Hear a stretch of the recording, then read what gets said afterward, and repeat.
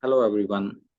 In this video, I will be discussing a case of eye syndrome where endothelial keratoplasty is performed along with phacoemulsification.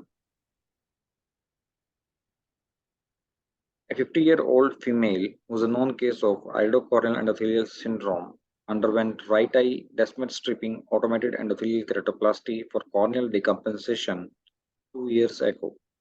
She presented to us 1 year ago with the chief complaint of diminution of vision.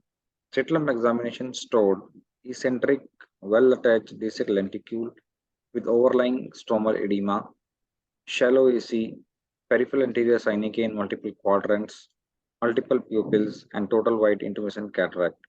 IOP was under control, and disc cannot be visualized because of total cataract. Intersegment OCT showed stromal edema and well-attached disc lenticule.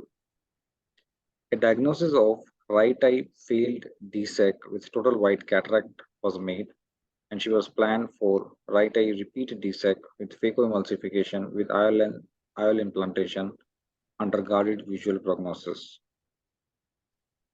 Challenges in these cases are the limited working space because of shallow AC, peripheral anterior synechiae in multiple quadrants, fragile iris, and multiple pupils, limited pupil dilatation, total white intermittent cataract, probably the pre-existing leukomatous damage as it was not able to visualize it because of the total white cataract, and there is a risk of further disc damage because of the post-operative rise.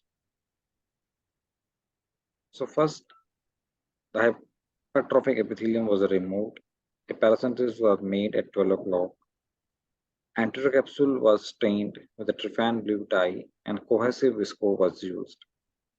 A clear corneal temporal 2.8 mm incision was made. A 4.5 to 5 mm rhexis was made with a needle cystitome. Nucleus was emulsified with the direct phaco-chop technique. While combining the cataract surgery with endothelial keratoplasty, it is essential not to use the dispersive visco as it can interfere in the graft attachment. Only cohesive visco should be used.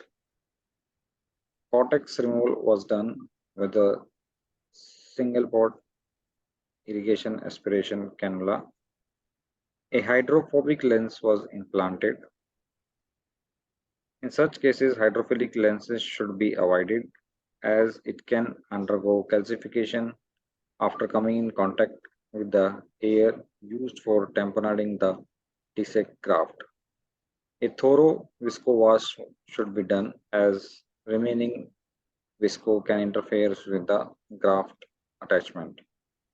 The next challenging step was removing the old DSEC lenticule as it was attached to the fragile iris at multiple places. It was difficult to remove the old DSEC lenticule. Multiple attempts were made with multiple instruments. Initially, the reverse Sinsky was used. Then, the straight Vanas was used to cut the synechiae between the lenticule and the iris.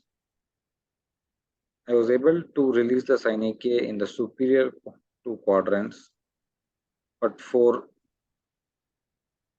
cutting the synechiae in the inferior nasal quadrant, I tried using the vitrectomy cutter, but somehow I was not able to cut it with the cutter also. Again, I used Vanas to release those synechiae and the lenticule was removed. The fragile iris was cut with the cutter. Residual lens matter was removed. 2.8 mm incision was enlarged to 5.5 mm. Sheets class was introduced. An 8 mm DSEC lenticule was punched out and inserted into the AC with the help of Sinski, and the air bubble was placed. All the incisions were sutured to maintain the good air tamponade. And finally, the BCL was placed.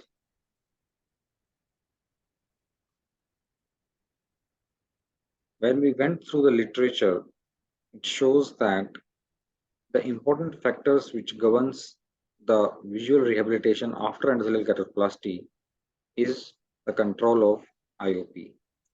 Another study which shows that long-term outcome of DSEC in eyes with eyes syndrome is relatively poor, and patients should be advised about the high probability of graft failure after 2 years.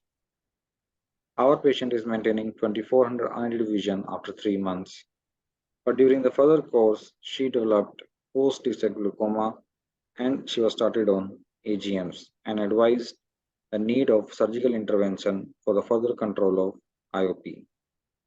So what we learned from this case is that DSEC restores the corneal clarity, but the important factor in achieving the good visual acuity is the adequate control of IOP. Such patients should be followed up regularly and at more frequent interval to monitor the IOP, and it is more important in eyes which has pre-existing glaucomatous disc damage. Thank you for your patience listening.